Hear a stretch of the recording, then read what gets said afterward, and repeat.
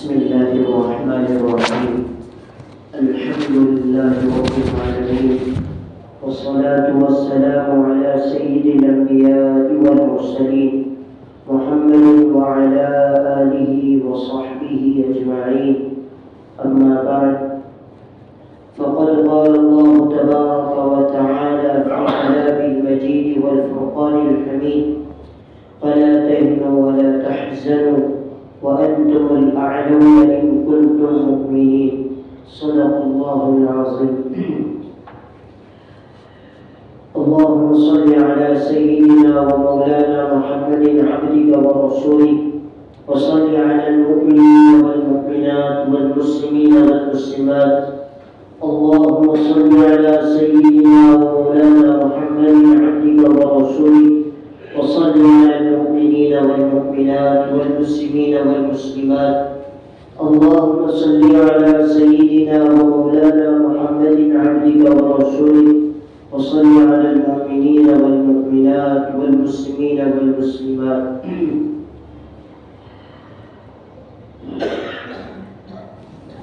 اللہ تبارک و تعالی کا بے پایا شکر و احسان ہے کہ اللہ تبارک و تعالی نے رمضان المبارک جیسا موقع ہمیں دیا اور اس میں کچھ معمولی تھوڑی بہت عبادت کی توفیق دی.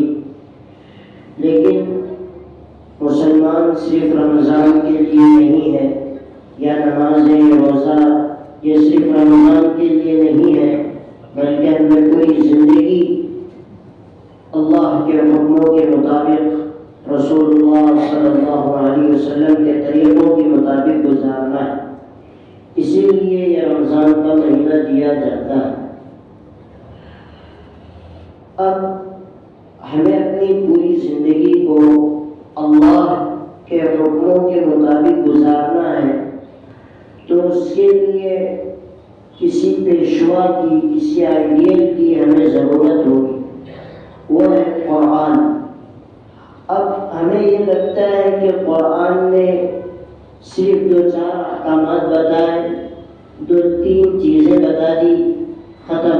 اس کے بعد ہمیں آگے کی زندگی خود گزارنی ہے، من چاہے زندگی گزارنی ہے، ایسا ہمیں لگتا ہے. لیکن ایسا نہیں ہے، بلکہ قیامت تک آنے والے مسائل، قیامت تک جو پیش آئیں گے، اس کا حل قرآن میں موجود. آپ قرآن پڑھیں گے تو آپ کو اس کا اندازہ ہوگا. اب میرا جو آج کا موضوع ہے وہ ہے ملک کے حالات، اور ہمیں ان حالات میں کیا کرنا ہے. آپ دیکھ رہے ہیں کہ آئے دن مسلمانوں کو ستایا جا رہا ہے، مسلمانوں کو ٹارگٹ کیا جا رہا ہے، انہیں نشانہ بنایا جا رہا ہے. کئی سازشیں ہو رہی ہے کہ کسی بھی طریقے سے مسلمانوں کو کھوکھلا کیا جائے، مسلمانوں کے دلوں سے ایمان کو چھین کر، ایمان کو ختم کر کر ان کے دلوں میں، ان کے اندر خوف کو ڈالا جائے. جی، اس کی کوششیں اور اس کی سازشیں ہو رہی ہیں. نئے بل پاس ہو رہے ہیں، نئی چیزیں آ رہی ہیں. اب ایسے حالات میں ہمیں کیا کرنا ہے؟ ابھی کل 2 دن پہلے ایک واپس بل پاس ہوا، وقف ترمیمی بل کے نام سے. یہ وقف چیز کیا ہے؟ اگر یہ ویسے پاس ہو ہی گیا ہے، اب ہمیں کیا کرنا ہے؟ اور اس وقف ترمیمی بل کے نقصانات کیا ہیں؟ اگر یہ لاگو ہونا شروع ہو گیا تو مسلمانوں کو اس کا کیا خمیازہ بھگتنا پڑے گا، اس کے بارے میں کچھ سن لیجیے. یہ وقف، یہ کوئی چیز، کوئی بندہ اللہ کی راہ میں کوئی چیز وقف کر دیتا ہے کہ یہ اللہ کے لیے میں نے وقف کر دی. اب اس پر کسی کا قبضہ نہیں ہوتا، اب یہ چیز کسی کی ملکیت میں نہیں جاتی. کل کو آ کر کوئی یہ نہیں کہہ سکتا کہ یہ میری ملکیت ہے یا یہاں پر میرا قبضہ چلے گا. نہیں، یہ جتنے مدارس ہیں، مساجد ہیں، خانقاہ ہے، درگاہیں ہیں جی، اور یتیم خانے ہیں، یہ تمام کے تمام وقف میں شامل ہوتے ہیں اور اس میں کسی کا قبضہ نہیں۔ اس میں اگر کوئی اپنا قبضہ کرنا چاہے تو بھی نہیں کر سکتا۔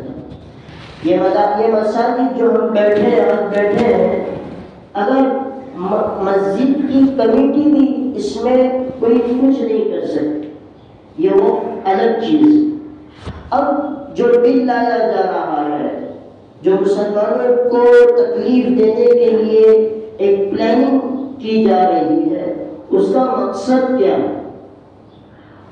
پہلی بات یہ ہے کہ اگر یہ بل لاگو کیا گیا ہر اسٹیٹ پر جی، تو اس کا نقصان، پہلا نقصان یہ ہوگا کہ اب تک یہ تھا کہ اگر کوئی وقف کر دے تو فوراً چیز وقف ہو جاتی تھی، لیکن اب یہ ہوگا کہ پہلے ضلع کلیکٹر، یہ اگر اس کے من میں ہوگا کہ اس چیز کو وقف کرنا ہے تو وقف، ورنہ نہیں۔ اب اس ضلع کلیکٹر کے مطابق یہ چلے گا، یعنی کہ اگر وہ چاہے تو وہ چیز وقف ہوگی اور اگر وہ نہ چاہے تو وہ چیز وقف نہیں ہوگی۔ حالانکہ اسلام کا قانون اور شریعت کا قانون یہ نہیں ہے، بلکہ شریعت کا قانون یہ ہے کہ اگر کوئی اپنی چیز مسلمانوں کے لیے وقف کرنا چاہے تو وہ صرف کہتے کہ یہ اللہ کے لیے وقف ہے تو وقف ہو جائے۔ لیکن اب جو یہ بل پاس ہو رہا ہے اس میں ترمیم کی جا رہی ہے اور نام یہ لیا جا رہا ہے، ہمارے سامنے یہ بنا کر پیش کیا جا رہا ہے کہ ہم یہ مسلمانوں کے لیے فائدے کی چیز۔ ارے بھائی، ابھی تک کتنا فائدہ حکومت نے مسلمانوں کو دیا، یہ بہت اہم چیز۔ اب پہلا نقصان تو آپ نے سمجھ لی کہ ضلع کلیکٹر یہ چیک کرے گا، یہ فیصلہ کرے گا کہ یہ چیز وقف کریں گے یا نہیں، یہ چیز وقف کی ہوگی یا نہیں۔ اب تک تو شریعت کا قانون یہ تھا کہ کوئی کہہ دے کہ وقف تو فوراً وقف اور اللہ کی ملکیت میں چلی گئی اور اس پر کسی کا قبضہ نہیں۔ اب یہ بل لا کر کیا کہا جا رہا ہے کہ ضلع کلیکٹر یہ اس کی چوائس ہوگی، بائی چوائس وہ یہ کرے گا کہ یہ ملکیت وقف کی ہوگی یا نہیں۔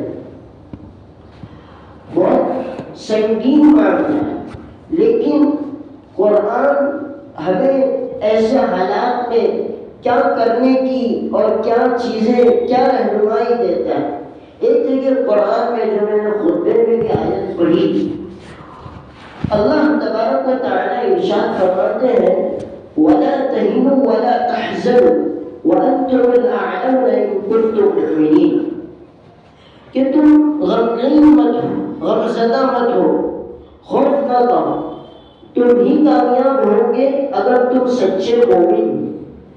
یہاں پر اللہ تبارک و تعالیٰ نے مومنین کو خوشخبری سنائی کہ تم ہی کامیاب ہوں گے، تم ہی کامران ہوں گے، تم ہی سربلند ہوں گے، تم خوف نہ کھاؤ، غم نہ کرو، لیکن ایک شرط یہ ہے کہ تمہیں سچا پکا مسلمان ہونا پڑے گا۔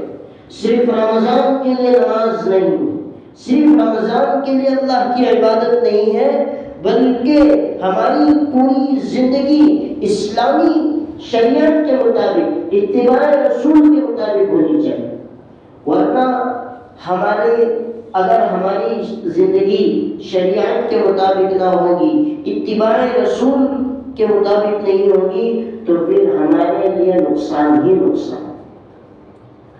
اب یہ چیزیں کیوں پیش آ رہی ہیں کہ کبھی ہمارے شریعت پر حملہ کیا جا رہا ہے، کبھی مسلمانوں کو تکلیف دی جا رہی ہے، کبھی مسلمانوں سے ان کے حقوق کو چھینا جا رہا ہے۔ یہ سب مسلمانوں کا حق ہے، یہ وقف یہ مسلمانوں کا ایک اہم حق ہے، اس کو چھینا جا رہا ہے۔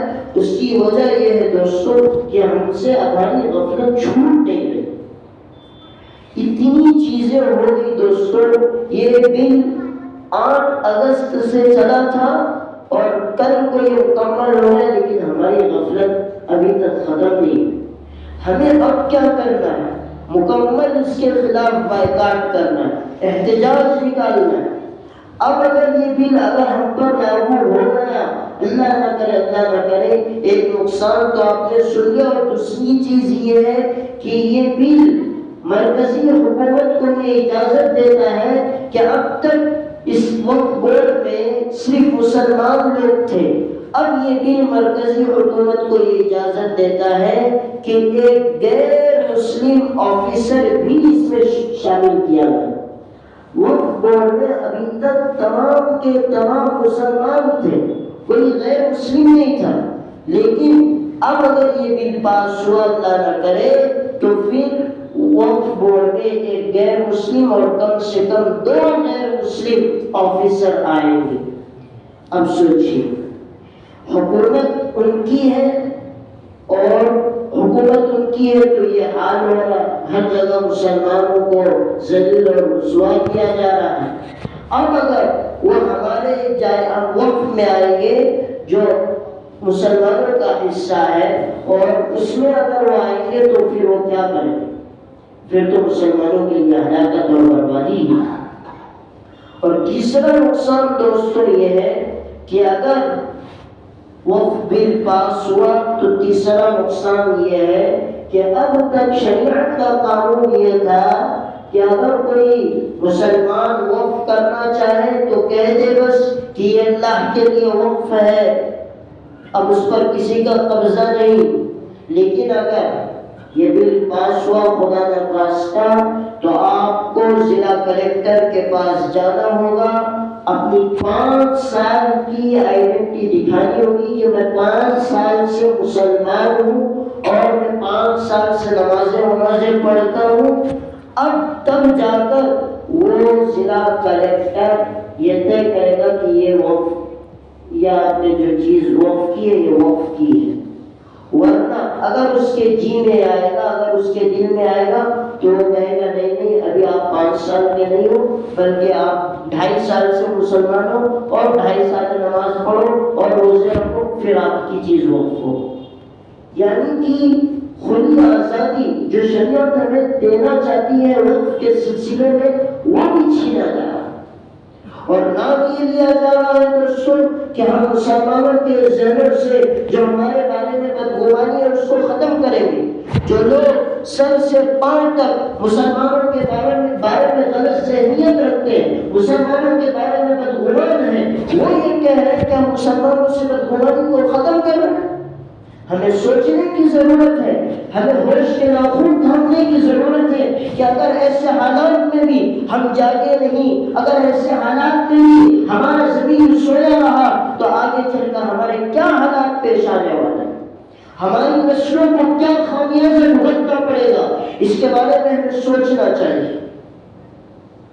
یہ کوئی معمولی چیز نہیں، ہم اپنی نمازیں، اپنا دکان، اپنا مکان میں اپنا رہے، یہ وقت یہ حالات ایسے حالات نہیں ہیں کہ ہم صرف اپنی نمازیں پڑھیں، اپنے روزے رکھیں، اپنی دکان مکان چلائیں، یہ ایسے حالات نہیں ہیں۔ یہ ایسے حالات ہیں کہ امت کو اتحاد پر آنا ہوگا، اتفاق پر آنا ہوگا، جمنا ہوگا، اتحاد اتفاق اپنے دلوں میں بسانا ہوگا اور ایک ساتھ مل کر آواز اٹھانی پڑے گی، تب جا کر حالات درست ہوں گے۔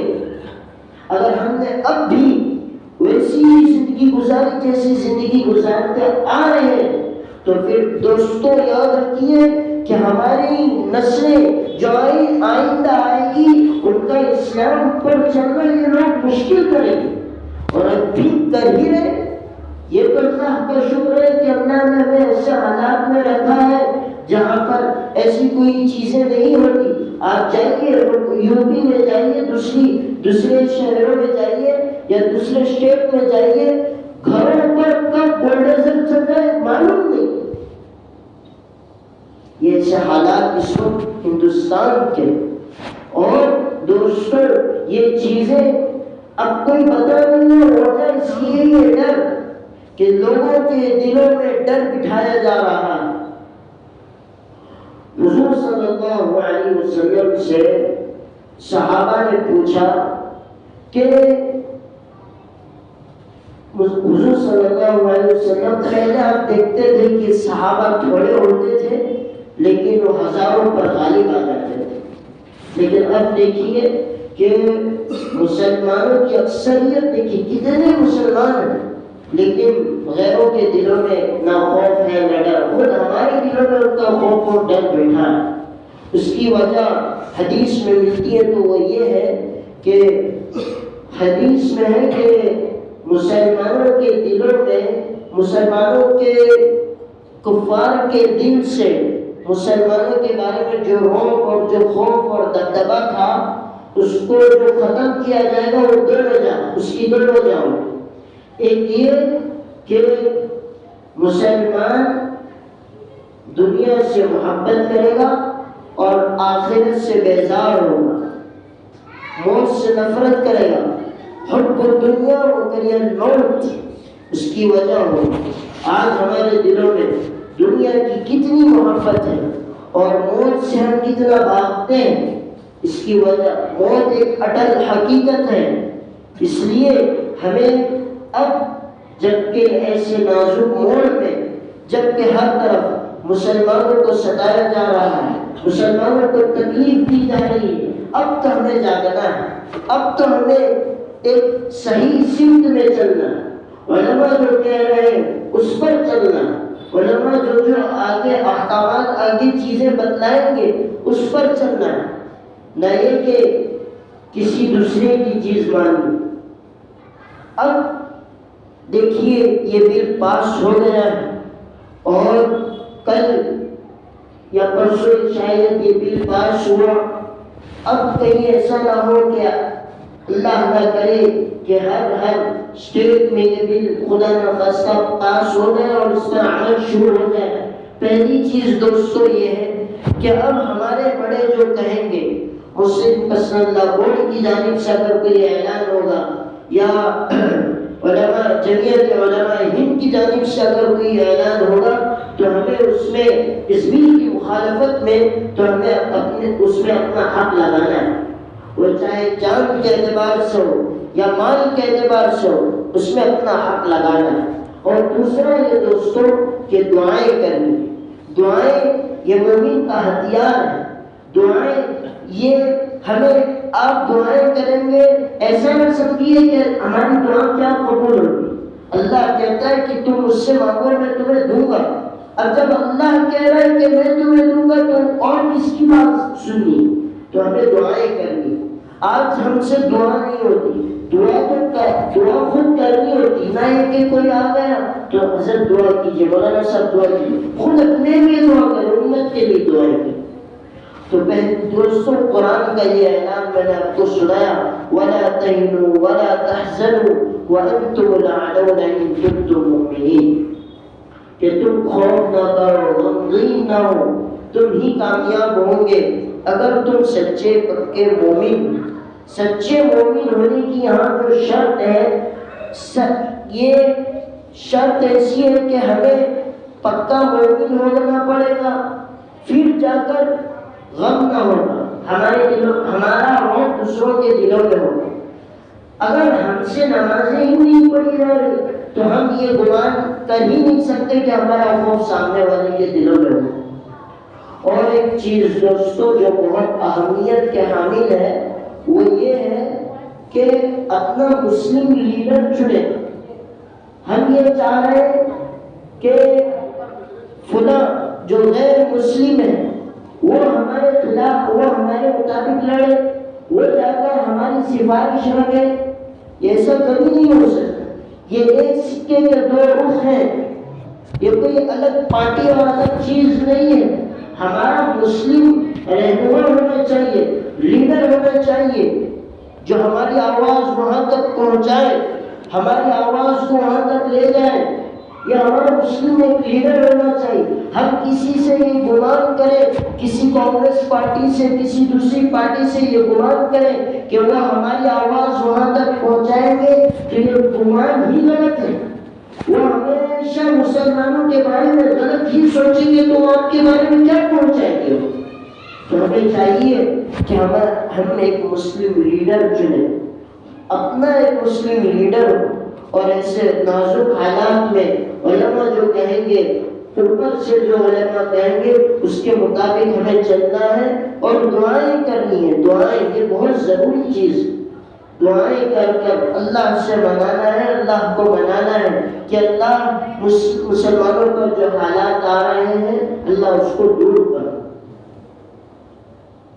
یہ ایسے حالات ہیں دوستوں کہ اگر آج کچھ دن پہلے، کچھ سالوں پہلے شریعت پر حملہ ہوا طلاق کے مسئلے میں، جی اب یہ وقف بل کے مسئلے میں حملہ ہو رہا ہے.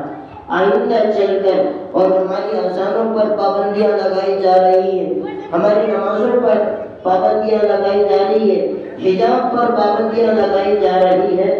دوستوں کیا ہم اس وقت کے انتظار میں ہیں کہ کوئی آ کر ہمیں ہمارے سامنے بندوق رکھے اور یہ کہے کہ کافر ہو جاؤ ورنہ اڑا دیں گے؟ ایسے وقت کے انتظار میں ہم لوگ ہیں. اور ایسا وقت اگر ہم اب بھی نہ سدھریں گے تو ایسا وقت قریب. دیکھیے کیسی کیسی چیزیں وہ لوگ لا رہے ہیں. اس وقت کو سمجھنے کی ضرورت ہے. علماء نے وقت کے مسائل میں مستقل کتابیں لکھ ڈالی، فقہاء نے، کہ کیا اہمیت ہے اسلام میں وقت کے بارے میں. تو ہمیں علماء سے پوچھ کر اس کے علم کو، اس کو جاننے کی ضرورت ہے. اللہ تبارک و تعالیٰ سے دعا ہے کہ اللہ تبارک و تعالیٰ اس نازک حالات میں ہمیں ہمارا سہارا بن جائے اور ایسے حالات سے ہمیں دور رکھے، ان حالات کو ختم کرے. اور خصوصاً اپنی دعاؤں میں دوسری چیز دوستوں یہ ہے، فلسطین اور غزہ کے بھائیوں کا نہ بھولیں. ہم یہاں کھا رہے ہیں، پی رہے ہیں، دوستوں یہ اللہ کا کرم ہے، اللہ کا شکر ہے، اللہ کا احسان ہے کہ اللہ نے ہم پر وہ حالات نہ لائے. ورنہ دوستوں وہاں پر ایسے حالات ہیں کہ کوئی بندہ، کوئی بچہ دکان پر ماں کوئی چیز بولتی ہے کہ یہ چیز لے آ، تو بندہ دکان تک جاتا ہے لیکن واپس گھر نہیں پہنچتا. کئی بچے ملبے تلے دبے ہیں، اپنی آخری سانسیں لے رہے ہیں، لیکن اگر ہم نے ان کے لیے دعائیں نہ کی تو کل یہی بچے اللہ کے سامنے کہیں گے اللہ ہم مرتے رہے، شہید ہوتے رہے، ملبے تلے دبے رہے اور یہ لوگ کھاتے رہے، پیتے رہے، ہمارے لیے انہوں نے دعائیں تک نہ کی. ایسے اللہ کے سامنے یہ بولیں گے دوستوں تو ہم کیا منہ دکھائیں گے؟ تو دوستوں دو چیزیں ہیں، ایک اپنے ملک کے حالات کے لیے ہم دعا کریں اور ایک فلسطین کے لیے، غزہ کے لیے خصوصاً دعائیں کریں. اپنے دوستوں کو کہیں کہ غزہ کے لیے دعائیں کریں، ملک کے لیے دعائیں، 2 رکعت نمازیں پڑھ کر ان کے لیے دعائیں کریں کہ اللہ ان کے حالات کو درست فرمائے، ان کو غالب رکھے اور دشمنوں کو مغلوب کر دے. ایسی دعائیں ہمیں کرنے کی ضرورت ہے. اللہ تبارک و تعالیٰ سے دعا ہے اللہ تبارک و تعالیٰ ہمارے فلسطینی بھائیوں کی نصرت فرمائے، مدد فرمائے اور ظالم کے ہاتھ کو ظلم سے روک لے، مظلومین کی حمایت فرمائے. اللہ ان کہی بھی باتوں پر عمل کی توفیق عطا فرمائے. وآخر دعوانا ان الحمد للہ رب العالمین.